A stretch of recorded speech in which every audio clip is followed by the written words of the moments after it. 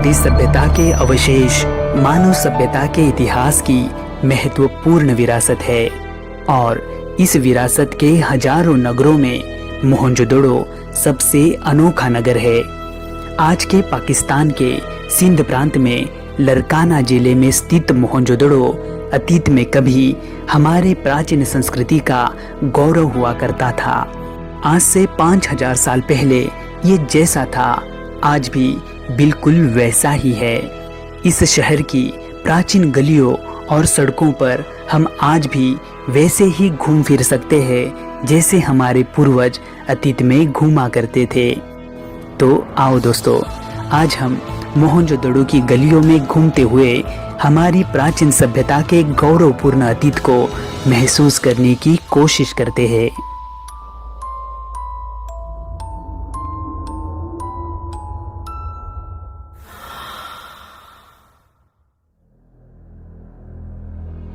मोहनजोदड़ो शब्द का सही उच्चारण है मुअनजोदड़ो और सिंधी भाषा में इसका अर्थ है मुर्दों का टीला।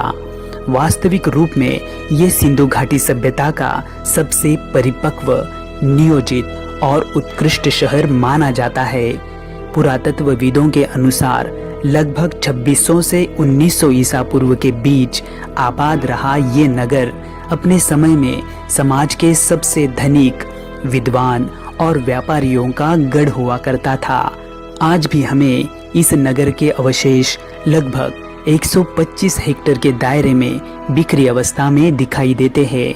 यहाँ पर कदम रखते ही हमें यहाँ की ईंटें अपनी तरफ आकर्षित कर देती है। विश्वास ही नहीं होता कि हम हजारों साल पुराने प्राचीन खंडहर में हैं। बिल्कुल इसी तरह की ईंटें हम आज भी अपने घरों में इस्तेमाल करते हैं।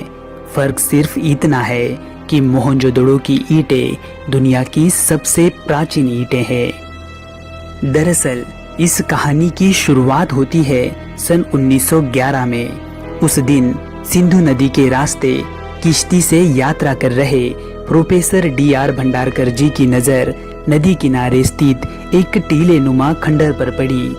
वहां का निरीक्षण करने के बाद उन्हें वहां पर एक प्राचीन बौद्ध स्तूप के अवशेष और कुछ बौद्धकालीन सिक्के नजर आए।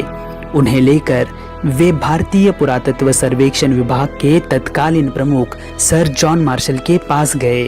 उस समय हड़प्पा का दौरा कर रहे सर जॉन मार्शल ने तुरंत ही मोहनजोदड़ो को भी भेंट दी और उसका बारीकी से निरीक्षण किया। अपने व्यापक निरीक्षण से सर जॉन मार्शल ने वहां पर बौद्ध स्तूप के साथ साथ अति प्राचीन अवशेष होने की भी पुष्टि की और फिर सन 1922 में सर राखलदास बैनर्जी के निगरानी में मोहनजोदड़ो में आधिकारिक तौर पर उत्खनन कार्यों को शुरुआत हो गई। इस उत्खनन के दौरान उन्हें बड़ी मात्रा में ईंट से बनी इमारतें, मिट्टी के बर्तन, धातु की मूर्तियां और अति प्राचीन मुहरें मिलने लगी, जिससे ये स्पष्ट हो गया कि यहाँ का बौद्ध स्तूप और उत्खनन से निकल रहे नगर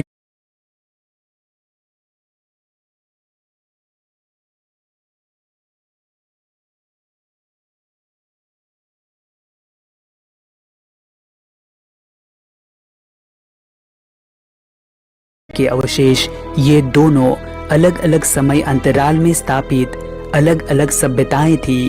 पुरातत्वविद अनुमान लगाते हैं कि बौद्ध स्तूप की वास्तु दूसरी शताब्दी के आसपास बनी होगी, जबकि मोहनजोदड़ो नगर ईसा पूर्व 2600 के आसपास यहाँ पर स्थापित हो चुका था। इतना पुराना नगर होने के बावजूद भी इस शहर का मुख्य ढांचा आज भी मजबूत है।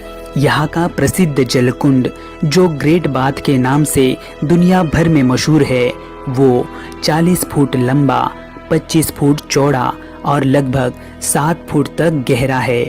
कुंड में उतरने के लिए उत्तर और दक्षिण दिशा की तरफ से सीढ़ियां हैं और 8 स्नान घर भी है। निरीक्षण से पता चलता है कि इस कुंड को काफी समझदारी से बनवाया गया था। यहाँ की ईंटें आज भी इतनी पक्की हैं कि जिसका कोई जवाब ही नहीं। बाहर से आने वाले अशुद्ध जल को रोकने के लिए कुंड के तल और दीवारों पर चूने और चिरोड़ी से बने गारे को लगाया गया है। दीवारों में डामर का प्रयोग भी किया गया है। इसमें पानी की व्यवस्था के लिए कुआं और पानी बाहर निकालने के लिए पक्की ईंटों से बनी नालियां बनाई गई है और खास बात यह है कि उन्हें पक्की ईंटों से ढका गया है। आज सिंधु घाटी सभ्यता की पहचान यहाँ की पक्की ईंटें और ढकी हुई नालियों से ही है। इतिहासकारों का मानना है कि समूचे सिंधु घाटी सभ्यता में मोहनजोदड़ो ही वो पहला नगर है जहाँ के लोग कुएं खोदकर भूजल तक जा पहुँचे थे। इसीलिए वहाँ पर लगभग 700 के आसपास कुएं थे। यहाँ की बेजोड़ जल प्रबंधन और जल निकास प्रणाली, कुएं, कुंड एवं नालियों को देखकर हम ये कह सकते हैं कि मोहनजोदड़ो के लोग असल मायने में जल अभियंता थे। यहाँ की खुदाई से ये बात स्पष्ट हो चुकी है कि यहाँ पर खेती और पशुपालन भी होता था। रबी की फसलों में यहाँ पर गेहूँ, सरसों, जौ और चने की खेती के प्रमाण मिलते हैं। दुनिया में सूत के 2 सबसे पुराने कपड़ों में से एक का नमूना यहीं से प्राप्त हुआ है। यहाँ की सड़कें ग्रिड योजना की तरह एक दूसरे को समकोण में काटती है और ये नगर मुख्य रूप से 2 भागों में विभाजित है, जिसका पूर्वी भाग रईसों की बस्ती या दुर्ग कहलाता है तो दूसरा भाग निचला नगर यानी कि मध्यम वर्ग की रहने की जगह कहलाता है। पूर्वी भाग पर बड़े मकान, चौड़ी सड़कें और कई सारे कुएं हैं, जबकि निचले भाग में छोटे मकान, छोटी सड़कें और सड़क के दोनों तरफ घर है जिनकी पीठ सड़क की तरफ और दरवाजे गलियों में खुलते हैं।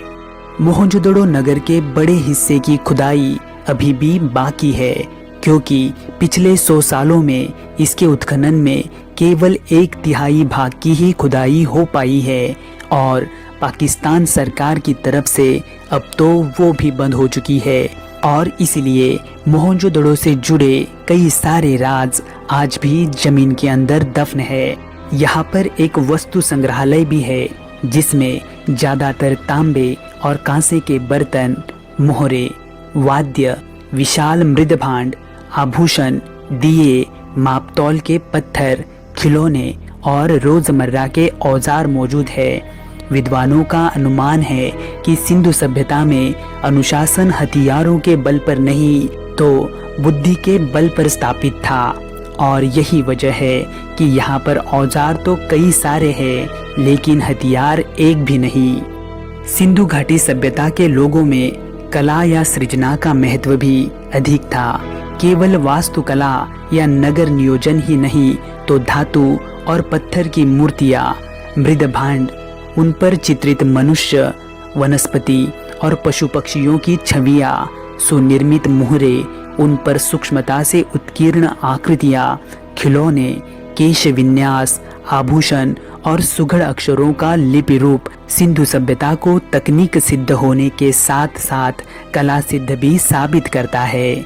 सिंधु घाटी सभ्यता की विशेषता उसका सौंदर्य बोध है, जो किसी भी राजा या धर्म द्वारा पोषित नहीं था, बल्कि वो लोकतांत्रिक समाज द्वारा पोषित था और इसीलिए सिंधु घाटी सभ्यता को दुनिया भर में अपने समय काल की सबसे उन्नत और सबसे सभ्य सभ्यता होने का बहुमान अर्जित है। तो दोस्तों, आपको ये जानकारी नमस्कार दोस्तों, साल 1827 की बात है।